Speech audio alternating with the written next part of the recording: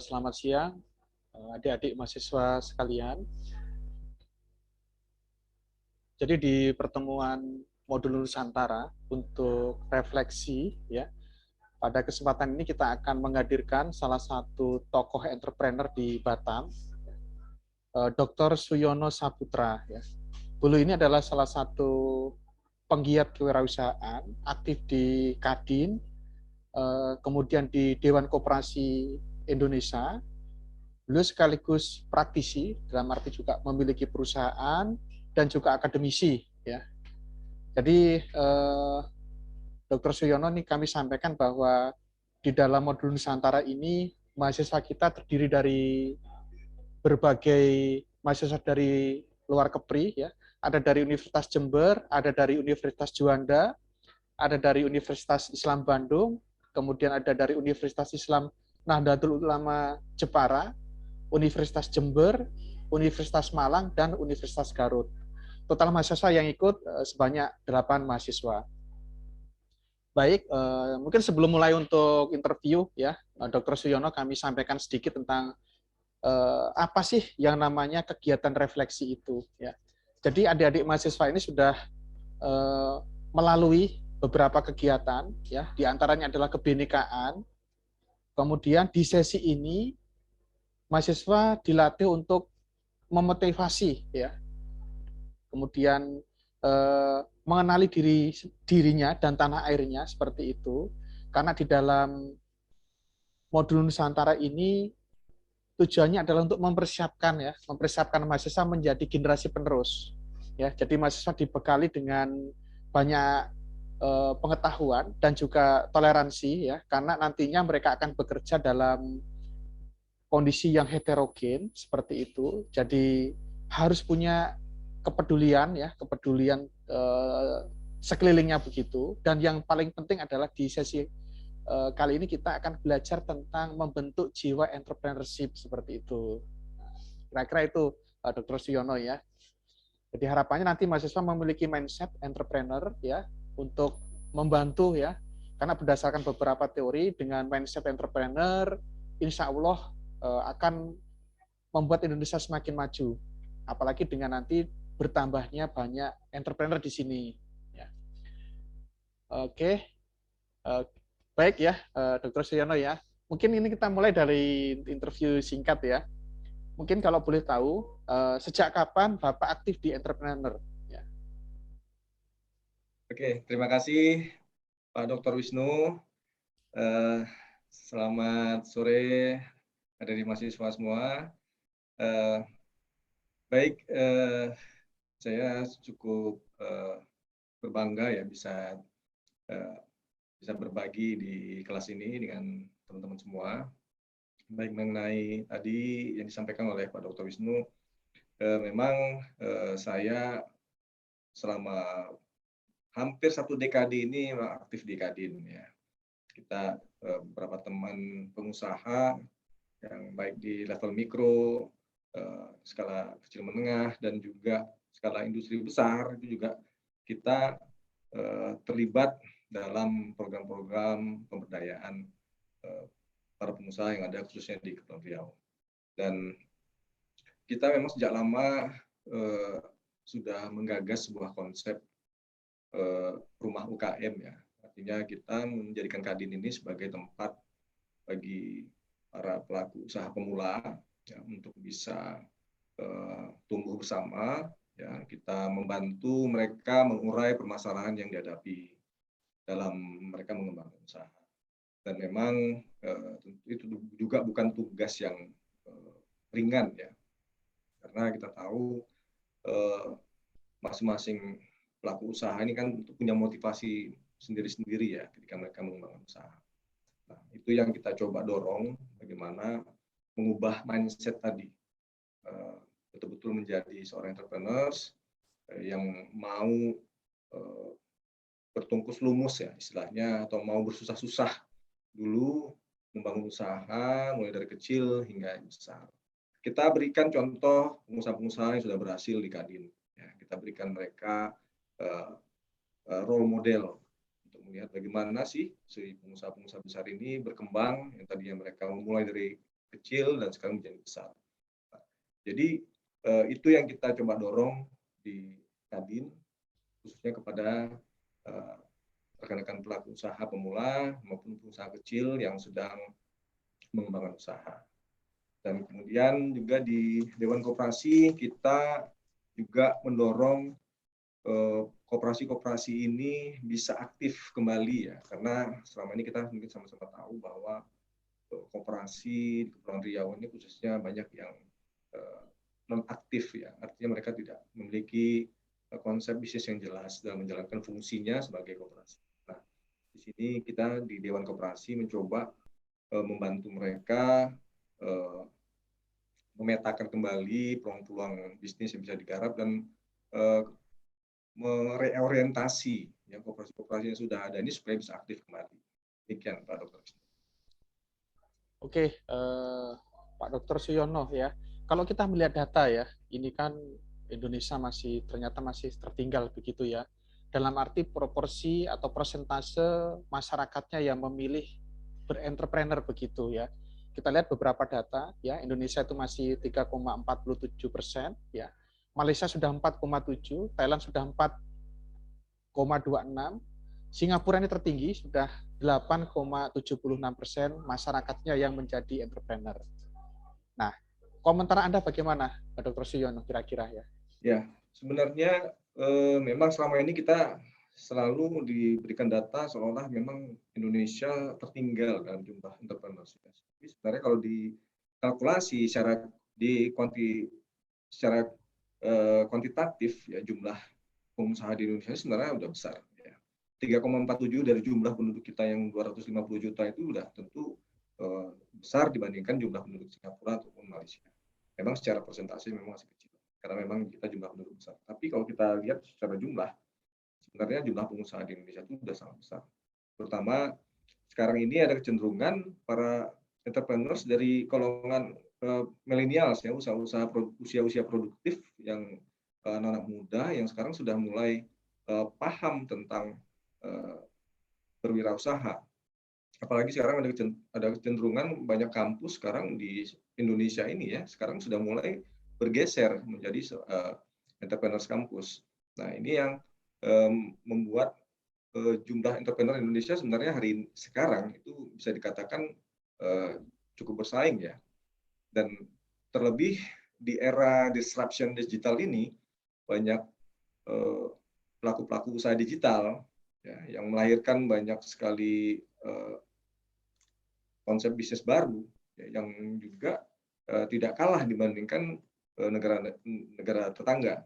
Nah, ini kecenderungan yang sangat baik sekali sehingga sudah ini saatnya ya adik mahasiswa sekarang untuk mulai mengubah pola pikir ya untuk mencoba memanfaatkan peluang-peluang yang ada di sekitar. Ini yang sekarang didorong mulai dari bangku kuliah dan di kampus ya, sehingga kita ingin para lulusan itu nantinya bisa menjadi pelaku ya. Jadi mereka yang menciptakan lapangan kerja itu, mereka yang menumbuhkan peluang-peluang itu dan mereka yang membantu mengembangkan sektor-sektor usaha produktif yang ada di daerahnya. Oke, berarti peran milenial ya, kalau boleh saya menangkap ya, peran milenial sekarang ini menjadi cukup prioritas begitu ya, untuk mendongkrak jumlah entrepreneur begitu kira-kira. Betul. Jadi ya? saya setuju sekali. Memang di sekarang ini memang cenderungan anak-anak muda ini memang kita melihat kemampuannya justru lebih tinggi sekarang. Karena mereka mau mencoba hal-hal yang baru, ya. Mereka lebih kreatif, lebih inovatif dibandingkan kelompok usia generasi sebelumnya, gitu ya. Karena mereka kita sama-sama ketahui bahwa para milenial ini memang generasi yang sangat dekat dengan teknologi hari ini. Mereka yang sangat cepat beradaptasi dengan teknologi, sehingga ketika era disruption ini muncul dan mulai menjadi bagian dari kehidupan kita, mereka yang paling cepat bisa beradaptasi dan memanfaatkan kemajuan teknologi. Ya, dan ini yang membuat jumlah entrepreneur di Indonesia saya melihat juga semakin tinggi. Kita perhatikan di kota-kota besar ya di Indonesia, di Jawa khususnya dan beberapa kota di Sumatera, tren ini sudah mulai terlihat. Kita melihat anak-anak muda sudah tidak takut lagi untuk berusaha atau menjadi pengusaha pemula. Mereka sudah semakin berani dan semakin percaya diri. Persoalan gagal itu lain lagi cerita. Yang penting mereka sudah berani memanfaatkan peluang. Ya, Dr. Suyono ya. Ketika kita bicara tentang milenial ya, tentunya kita tidak bisa lepas dari yang namanya kampus ya, betul ya? Karena warga kampus itu bisa masuk kategori kaum milenial ya. Nah, kalau kita lihat ya di kampus-kampus sekarang ini ya, mata kuliah entrepreneurship itu menjadi mata kuliah utama atau soft skill sekarang ini ya. Nah, namun kalau boleh jujur ya, Dr. Suyono ya, ternyata dampaknya belum begitu terasa sampai sekarang ya. Mungkin ada juga kampus yang sudah bagus, tapi ada juga yang kampus yang masih perlu pengembangan seperti itu. Nah, mungkin pendapat dari Dr. Suyono ya, supaya mata kuliah entrepreneurship ini ya bisa menghasilkan output ya, dalam arti selain jiwa kewirausahaan, ada juga pengusaha-pengusaha yang dilahirkan dari kampus. Nah, kira-kira apa yang perlu ditingkatkan kira-kira supaya hal ini bisa menjadi terwujud seperti itu? Ya, betul sekali Pak Dr. Wisnu. Memang kalau kita melihat secara teori, memang di kampus saya yakin teori sudah banyak sekali kita kalau bicara tentang entrepreneurship. Yang dibutuhkan oleh mahasiswa sekarang adalah keseimbangan antara teori dan praktek. Dan bagaimana mengubah mindset atau pola pikir mereka. Dan itu hanya bisa didapatkan oleh praktisi. Nah, ini yang harus diperhatikan oleh kampus mengelola mata kuliah entrepreneurship, bagaimana supaya pengampu mata kuliah tersebut itu adalah berlatar belakang pengusaha yang memang memiliki usaha. Sehingga mereka tahu bagaimana rasanya memulai sebuah usaha dari nol. Mereka tahu bagaimana susahnya mencari pendanaan, bagaimana susahnya mengembangkan pasar, bagaimana susahnya mengembangkan sebuah produk. Nah, itu yang harus diperoleh oleh mahasiswa dari sejak awal. Nah, karena berbeda suasananya ya kalau kita melihat mempelajari entrepreneurship dari dosen secara teori saja, tanpa kita bisa mendengarkan langsung pengalaman dari para praktisi bagaimana mereka awal mengembangkan usaha. Nah, ini pasti berbeda. Sehingga ketika praktisi berbicara pengalamannya, testimoninya tentang bagaimana memulai sebuah usaha, nah itu yang dia bisa sampaikan secara utuh kepada mahasiswa, sehingga paling tidak mahasiswa mendapatkan gambaran bagaimana memulai sebuah usaha dan apa potensi kegagalan atau potensi risiko yang biasa dihadapi oleh pengusaha pemula. Itu yang harus dipahami, sehingga ketika nanti mereka memulai usaha, mereka udah tahu nih kira-kira yang akan mereka hadapi nanti di dunia nyata atau di dunia praktisnya seperti apa. Nah, kalau dari sisi teori itu nggak muncul, nggak ketemu, Pak. Berarti selain teori lebih diutamakan praktek, mungkin begitu ya? Betul, Ya, betul. wujud nyata seperti Jadi itu ya. betul. Nah, memang saya sependapat dengan Bapak gitu ya, berkaitan dengan hal tersebut ya. Nah, ketika kita mendapatkan mata kuliah entrepreneur seperti itu ya, tentunya di dalamnya itu ada nilai-nilai tentang jiwa entrepreneur ya, karena jiwa ini yang akan mendorong atau encourage ya, mengencourage mahasiswa untuk benar-benar dia praktek begitu ya, bukan hanya sebatas membuat proposal bisnis plan, tapi bagaimana caranya supaya proposal itu diwujudkan dalam bentuk sebuah bisnis yang nyata begitu ya. Jadi menurut Dr. Suyono, kira-kira jiwa entrepreneur yang mana yang paling penting dibutuhkan mahasiswa saat ini supaya berani begitu ya, berani untuk menjadi seorang entrepreneur yang sesungguhnya. Salah satu yang paling penting itu adalah berani mencoba. Ya, kita tidak pernah tahu kalau kita tidak mencoba. Ya. Nah, itu yang memang harus ditanamkan. Kita tidak akan kemana-mana kalau kita tidak mulai melangkah. Ya. Di dunia entrepreneurship ya, cuman itu yang kita butuhkan. Soal nanti kita gagal, nah itu tinggal bagaimana kita kemampuan kita menjalankan. Tapi kalau kita tidak mencoba, ya kita bagaimana kita tahu bahwa sebuah konsep, sebuah proposal itu memang layak untuk dikerjakan, sebuah proposal itu memang sebagus apapun proposalnya, kalau nggak dikerjakan ya kita tidak akan pernah Ya. tahu hasilnya seperti apa. Jadi yang paling awal itu adalah bagaimana berani mencoba. Dan selama ini kan kita, kita bagaimana nih konsepnya? Sudah ada konsep, tapi takut nggak ada pasar, takut nggak ada Oke. pembeli, atau takut nggak Eh, laku. Nah, ya. itu ini tentu harus kita singkirkan dulu. Yang penting Berarti kita hasilkan dulu nih ketakutan-ketakutan ya. produknya. Kita punya produknya nih. Nah, selanjutnya baru kita kembangkan konsep-konsepnya tadi. Tapi mulai dulu. Kalau tidak dimulai, kita tidak tahu bahwa sebuah konsep itu bagus atau tidak. Oke ya. Jadi kunci pertama adalah kita mulai dulu, mencoba dulu begitu ya. Nah, nanti sambil jalan kalau ada hambatan-hambatan, mungkin dengan beberapa teori gitu ya yang sudah didapatkan bisa dicoba diimplementasikan, mungkin Betul, seperti itu. betul, Ya, baik ya. betul. Nah, selain berani mencoba kira-kira ya. Berarti kalau kita bicara berani mencoba kan berani mengambil resiko, betul nggak? Betul, Ya, betul ya. Jadi betul.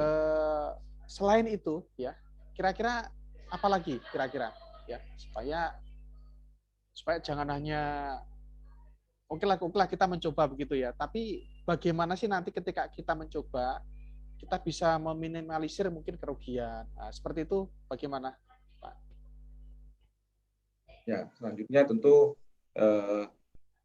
setelah kita mulai, baru kita bisa melihat bagaimana operasional usaha kita itu berjalan, bagaimana seberapa besar biaya yang kita keluarkan, seberapa besar omset yang kita dapat, bagaimana kita menyeimbangkan, bagaimana kita mencari mitra, mencari partner yang bisa membackup kebutuhan modal kerja kita. Nah, itu semua akan kita peroleh nanti setelah kita berjalan.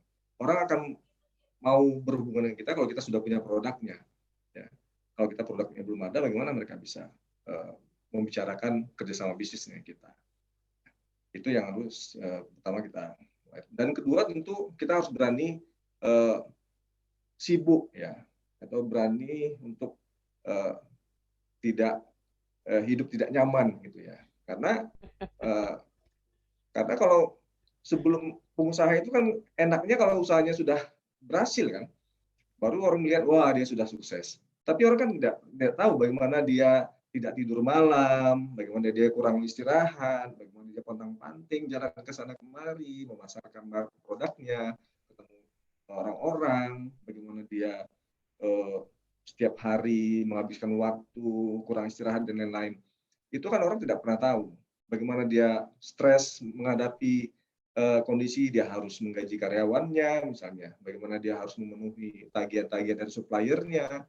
Nah, itu kan orang tidak tahu sedetail itu. Orang tahunya kan bagaimana si pengusahanya sudah sukses. Tapi bagaimana dia sebelum menjadi sukses, nah Jatuh itu bangunnya juga harus gitu ya. dipahami. Ya. Pengusaha harus siap untuk tidak hidup nyaman, Pak Wisnu. Jadi kalau dia bisa berhasil, kalau dia sudah mampu melewati itu, maka ya tentu pasti dia sudah menjadi pengusaha sukses dan dia bisa menikmati jerih payahnya yang dia korbankan selama berbulan-bulan atau bertahun-tahun itu. Oke, Pak Dokter, ini pertanyaan terakhir Pak Dokter ya. Jadi pesan-pesan ya untuk Pak Dokter Suyono untuk adik-adik mahasiswa yang tergabung dalam modul Nusantara supaya menjadi entrepreneur yang handal itu apa kira-kira? Ya, terima kasih Pak Wisnu. Untuk adik-adik semua, saya berpesan jangan pernah berhenti untuk mencoba. Ya, manfaatkan semua peluang yang ada. Ya. Kemudian bergaullah dengan orang-orang yang memang bisa memberikan energi positif buat kita. Ya. Orang-orang yang bisa memberikan manfaat buat kita dan hindari orang-orang yang memberikan toksik ya buat kita, yang tidak memberikan manfaat karena selagi kita sudah mencanangkan untuk menjadi seorang entrepreneur, maka kita sudah harus mulai mengubah pola pikir, mengubah pola berteman, ya, mencari sebisa mungkin memperluas pergaulan dan menjalin hubungan dengan semua orang, terutama dengan para mentor atau pengusaha-pengusaha yang sudah berhasil.